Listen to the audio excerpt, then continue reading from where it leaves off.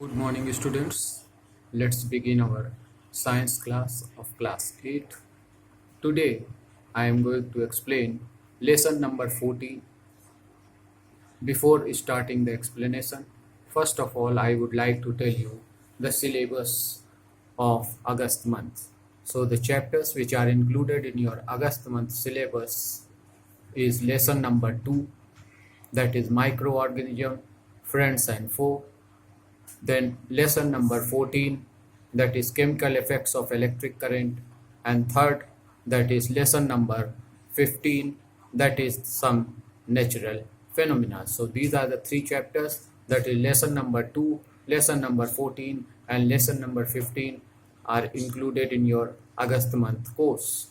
Lesson number 2, all the written work you will do in the biology question answer copy, and all the written work of lesson 14 and 15 you will do in your physics chemistry question answer copy. Now students, I will start the explanation of lesson number 14. So here, first of all, it is very important for you to know what is electric current or how you can define the term electric current. So electric current can be defined as the flow of electric charge through a material. So what is electric current? Electric current can be defined as the flow of electric charge through a material. This is what is called as the electric current. Sometimes it can be asked in very short answer question. This definition might be given there and you might be asked to write the word which is used for this sentence. So you will write there electric current. So electric current can be defined as the flow of electric charge through a material. Next important thing which you should know about electricity is that you all have studied in your previous classes about the two types of effects of electric current. First one, the heating effect of the electric current, which you can observe in various electrical appliances which you use in your day-to-day life. For example, immersion rod, filament of the bulb, in the and in room heater. So these are some of the various electrical appliances where you can see the heating effect of the electric current. Next is magnetic effect. The electric current also produces or generates magnetic effect, and this type of magnetic effect you can observe in the case of solenoid and the electromagnet, about which you have studied in detail in class 7. Now, the third type of defect which is caused due to the electric current, that is called as the chemical effect, and this chemical effect can be seen in the two processes, that is electrolysis and electroplating. So students, these are the three types of effects which the electric current can generate, that is it can generate heating effect, it can generate magnetic effect, as well as it can also create or generate chemical effect, as in the case of the process of electrolysis and electroplating.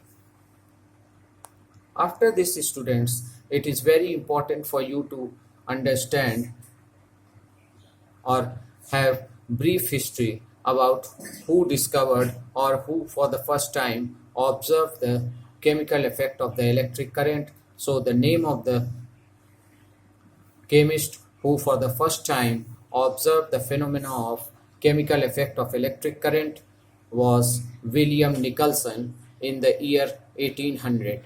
And when he observed that, he observed it when he placed the lead from a battery in water.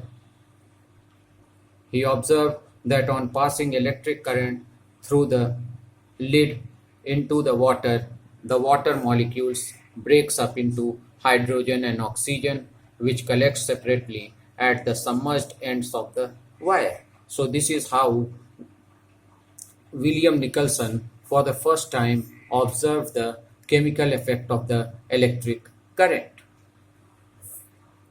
Now, here it is important for you also to know that what do you mean by chemical effect of electric currents. So students, when an electric current is passed through an electrolyte, then chemical reaction takes place, which is called as the chemical effect of the electric current. So what is chemical effect of the electric current? That is, when an electric current is passed through an electrolyte, then chemical reaction takes place, which is called as the chemical effect of the electric current. Here it is also very important for you to know what does the term electrolyte means in this definition.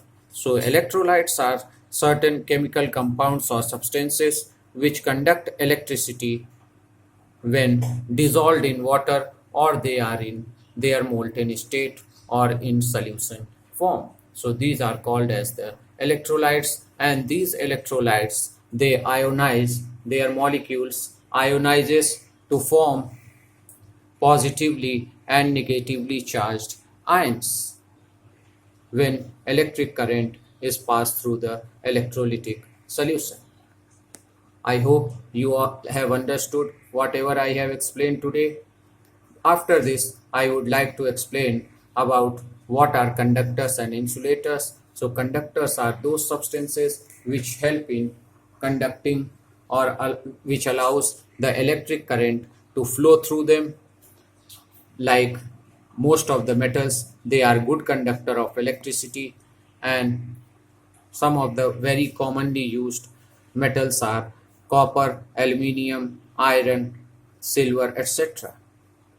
Whereas the substances which do not allow the electric current to flow through them, or which do not conduct electricity, they are called as insulators.